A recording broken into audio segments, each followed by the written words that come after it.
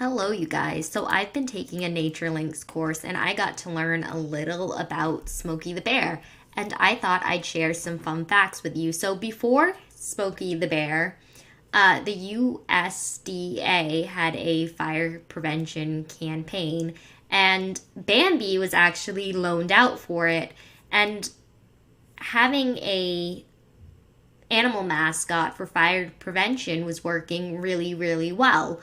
But Disney only loaned Bambi for a year, so the USDA had to find its own mascot, hence Smokey the Bear came about. His first appearance was on a forest fire prevention campaign poster, and later he started to be put on stamps, posters, and other things. Now, as Smokey drew commercial interest, he ended up being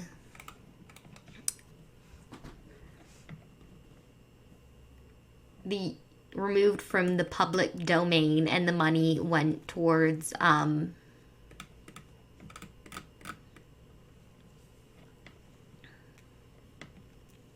as he started to attract commercial interest, the act of Congress removed Smokey the Bear from the public domain and placed him under the control of the Secretary of Agriculture.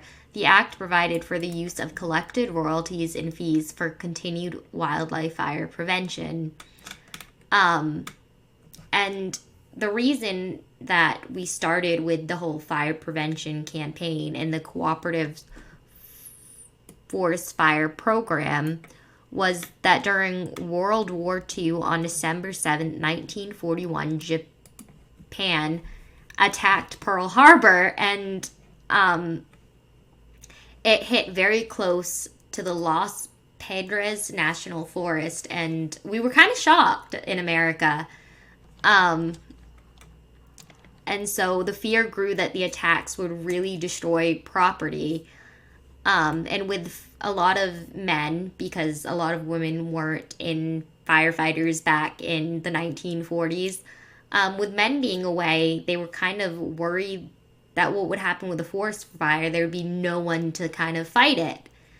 And so people were being urged to be more careful, hence Smokey the Bear, and putting a lot of effort towards wildfire prevention.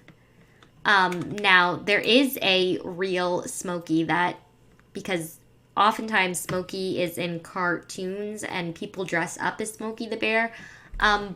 But the backstory behind having a bear being the mascot was that in the 1950s, there was a